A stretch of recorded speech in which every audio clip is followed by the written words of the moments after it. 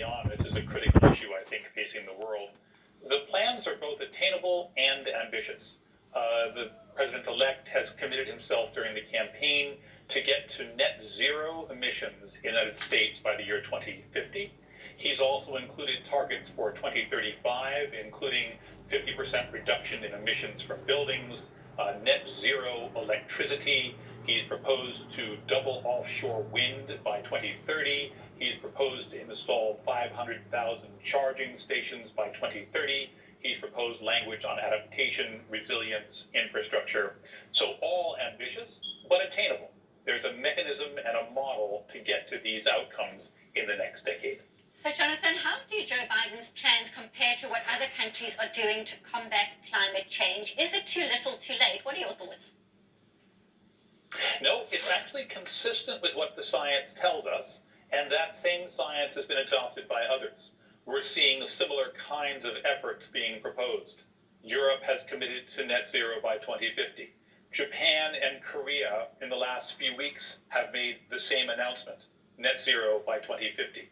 China at the UN General Assembly in September of this just past committed to zero by 2060, so 10 years later. All of these are consistent with meeting the goals and the agreements established in Paris in 2015 to solve the climate problem. Can he do it? Can he actually lay this out, and how hard will it be? Well, it's going to be seen. I think we're still waiting to see how countries implement.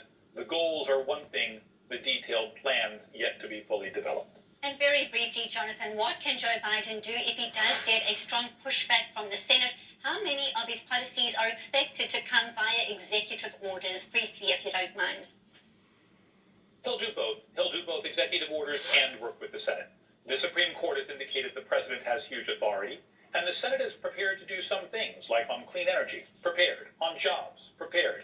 So I think he'll try both, but obviously, without having won the Senate, he'll face more difficulty and use executive orders liberally to move his agenda forward. Thank you so much. We appreciate your time and insight, as you say, such a crucial issue at this time. Jonathan Pershing, we appreciate you being here on Global Eye. Well, we're out for a very short break, but when we get back, celebrations continue for Joe Biden, and they're being held at different centers in the world, including an Irish town. We'll tell you why. And the fighting between Azerbaijan and Armenia continues. We're live with the latest on the ground. Stay tuned. This is Global Eye.